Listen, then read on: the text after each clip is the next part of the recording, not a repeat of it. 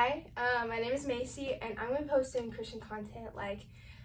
I'll have a mixture of different things, but strictly Christian, how it's being a teenager living in a world that really does not like Jesus that much. I post way more on TikTok because it's just easier, I guess, but videos I'm making today, which are long form, I'll be posting on here. For today's video, if you guys did not know, I got inspired by a few people I saw doing it on TikTok, as always, reading the Bible in 30 days. And I've always wanted to read the whole Bible, but I was always I don't know, I really would put it off because I would want to study something certain.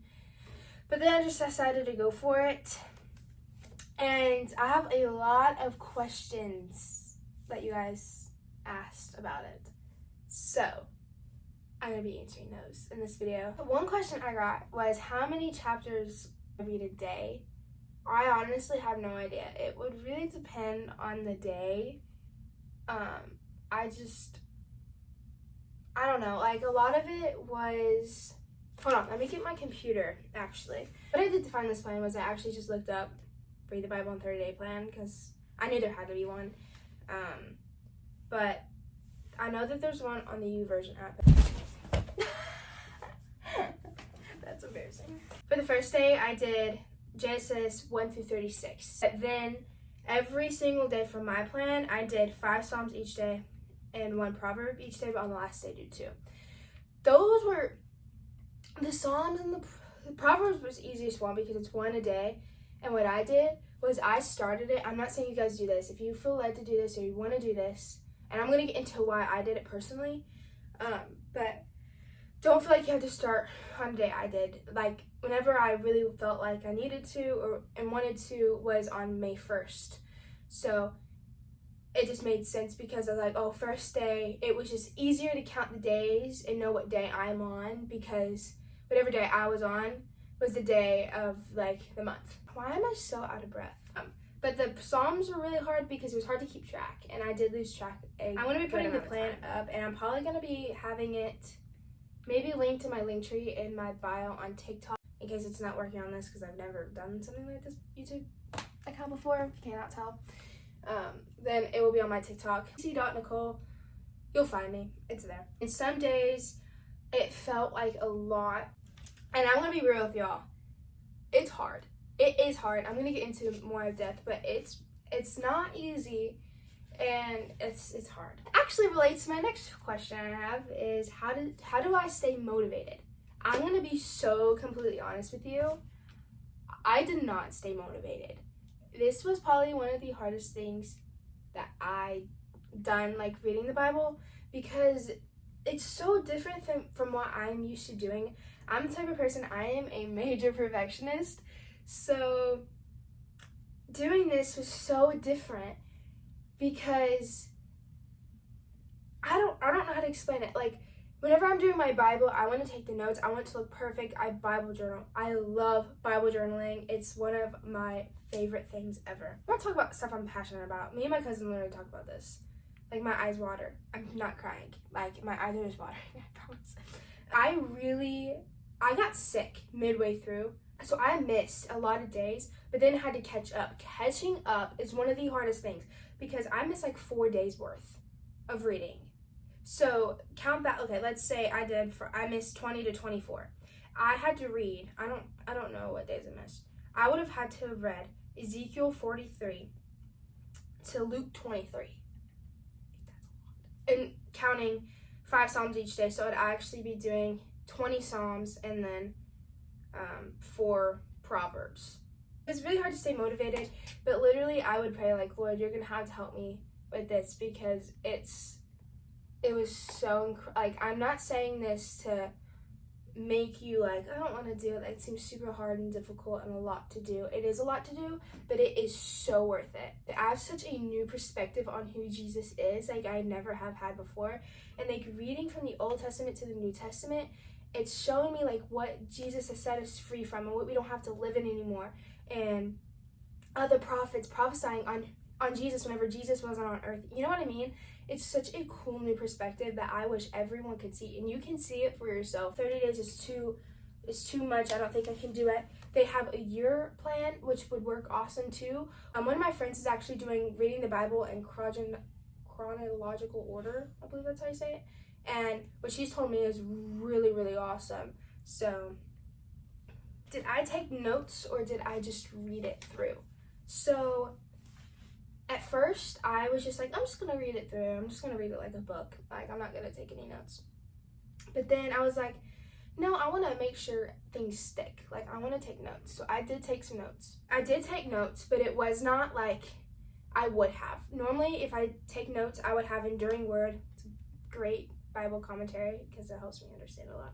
My perspective on reading the Bible in 30 days is I'm reading it to have a better understanding of everything. I've never read the whole Bible through. I've barely even read the Old Testament just because it's the Old Testament. And it's like a lot of, what I got from it was it felt like history repeating itself over and over reading it. So I did get really hard with that because it's like reading the same thing. I did skim through a lot. I did not sit down and super dwell on everything, which you go for it, but that's going to take you really long. But go for it. Like, props to you because it's hard. But there were days that I really just was trying to get through it, which is bad. But the main idea of doing this is to get a new perspective, a new idea of how things happened and everything like that. You might not fully pick up on it, but now that you've read through the whole thing, then you go back and you study it, and then you'll be like, oh, okay. You understand what I'm saying? It's not such a, I'm studying this, I need to make sure, like, what does that word mean? It's more of a, I want to have an overview of how God intended, like God intended this and how God did the world. It's so cool. I did take notes every now and then, but it was not something that I did, made myself do, if that makes sense. Next question number 4, was did I read it in one sitting?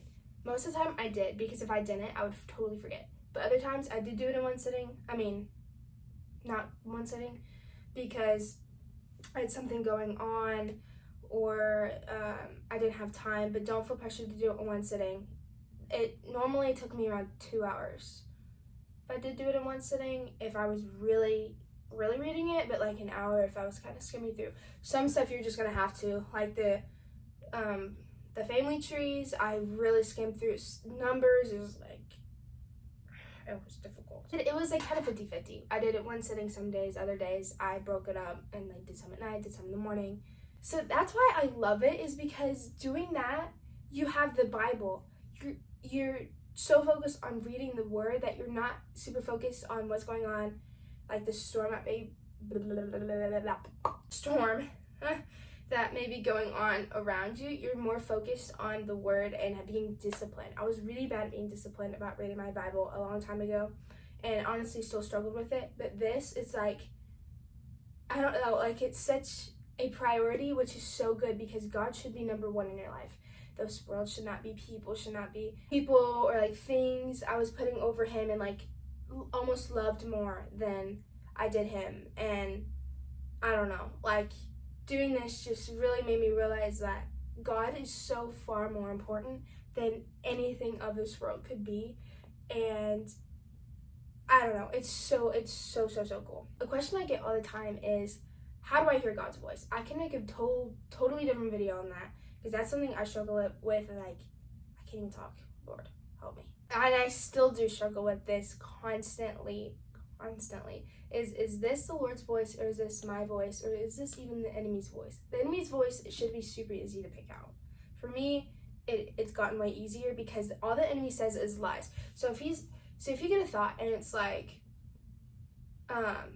and you think it's the Lord and you don't know, and let's say it's like condemnation over something. Let's say you sinned, you asked for forgiveness, you repent, but a still thought in your mind was, oh, you're not forgiven, I don't forgive you, blah, blah, blah, blah, blah, whatever it is. That's of the enemy, because the Lord literally doesn't even remember what you did. Once you repent, you are forgiven, you are set. Like, you know what I mean? He died for your forgiveness. So why wouldn't he forgive you? He died while we were still sinners, so why wouldn't he save you? That's a whole different topic. Doing this 30-day thing just really help me hear the Lord's voice well and see the Lord and totally different things around me, and it's really cool. The balance between school and work. Like, how did I balance it? That we're in summer for school, I didn't have to do school and work, but I still have a life, and I'm currently not working anywhere. I'm getting a job soon. But what I would do if I had school, let's say you're in school still, or work, is I would set a schedule of when you want to read and stick to it. It's going to be hard, especially the first week.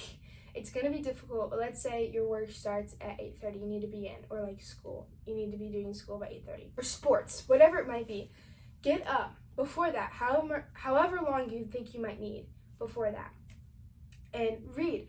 Or what I did a lot was, let's say I was going to go do something fun, like go ride my golf cart around, or go drive around in my car, whatever it is. Listen to the Bible, whatever you're reading in the Bible app. You can speed it up too, so it goes by quicker, but make sure you're still getting an understanding of things. That's what I did a lot, and that helped so much, listening to it. And listen to it while you're reading if you're struggling with that. That is something I recommend so much. Another question number 6, is did you ever feel like giving up or frustrated to try to read it on top with everything else? Yes, I did.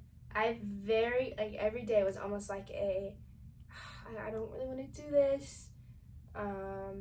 It was a constant everyday battle almost with it. Yeah, I did feel like giving up. Afterward, whenever you see everything, it's awesome. It's I'm so glad I did that. Because whenever you're doing something super out of the ordinary, not a lot of, especially if you're struggling even now reading your Bible, and then you want to do this, it's going to be uncomfortable. Whenever the Lord wants to move in your life or moves in your life and is something totally different, you're going to be uncomfortable. For me, totally different, because I'm used to studying a few chapters a day and really studying it and getting into it, right? But reading this in 30 days and just reading it and not worried about being perfect about it, it was such a big struggle. I'm talking super fast. I did feel frustrated. It almost felt draining because I was super caught up. Not draining in a bad way. It was more of a, I know this is good for me, but it's hard because it's not what my flesh wanted. My flesh was really just not wanting to do it. Every day I was dreading it because I knew it was going to be a lot. But in the end, my spirit is so thankful, and even my mind is so thankful. It really helped me a lot with that. Is it totally worth it? Yes, but was it really hard? Did I get frustrated, feel drained, and was I ever feel like giving up? Yes. And y'all are how did you stay motivated? I didn't. But the Holy Spirit inside me was you got it. Keep going. And just ask the Lord for strength. That's what I did, because it was really, really difficult. Last question, this is actually one I just want to talk about, but was why did I do it? Why did I choose to do this? At first, I was I'll do it. I've been wanting to read the whole entire Bible for a while. Why not do it? I saw somebody talk about why they did it, and it really made me realize why I was doing it. I don't remember who this person was. It was just kind of a quick thing I saw. That I really need to I've really felt change coming into my life, and a change in seasons. So doing this also changed a lot of things, because I don't know, just like I've said 10 times in this video, it gave me a new perspective. So doing this, it changed how I used to try to do things with the Lord almost. It felt like my relationship with Him was always the same thing every day.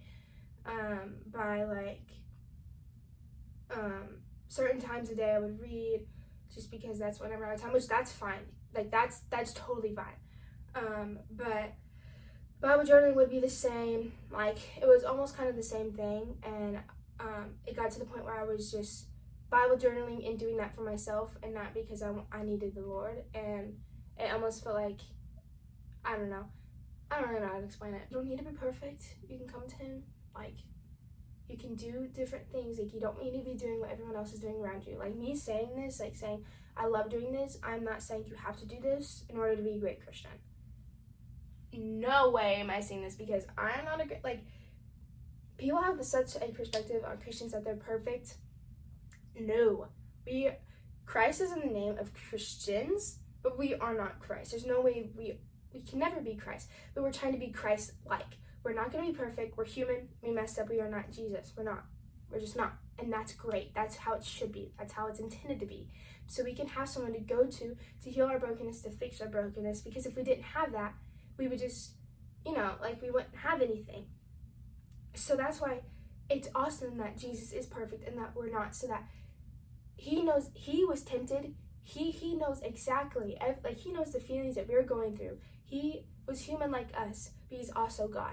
And that's why it's so awesome. He's so good because he knows how we're feeling and he cares for you so much. So me doing this, it was almost a surrender of my old ways, of how I thought I needed to do things and trying to be perfect. And doing this just try to change things up in my life. So that's why I did that. But yeah, guys, I really, really recommend doing this. I absolutely love it. Again, I'm not forcing you to do anything. This is my choice. Pray about it. Ask God if you need to do this and need some type of change in your life, whatever that can be. It can be how you're studying the word differently, or how your mornings or nights go. Like, let's say the Lord wants you not to be on your phone for an hour before. I've done that multiple times. Or let's say he wants you to take a break from social media. Be obedient to that and let him do it, because, it might seem weird or off at first, but the Lord truly wants a relationship with you, and he's good, and he has the plans for your life. He already has them for you. He already knows what's going to happen tomorrow. He's already in your tomorrow. So why not give him your today and surrender it to him? Whatever that may be, ask the Lord to reveal to you what kind of changes, or like how you want to do things, because he could totally show you something totally different that could totally change everything for you. And you just need to be open to that and surrender it to him. Yeah, doing this will just help you have such a better understanding of who he is and why Jesus came and what we're set free from. Thanks for watching. I hope you guys enjoyed this video. There's my socials. I have no idea how to do any of this, so I don't even know if they're going to be there. But yeah, thank you guys so much for watching. I hope you have a fantastic day, and God has a plan for your life. You are chosen, and you are loved, and you're forgiven, and you are not guilty of your sin anymore. Love you guys. Hope you have a great day. So, for the first, okay, dude, I cannot sound like I just ran a marathon.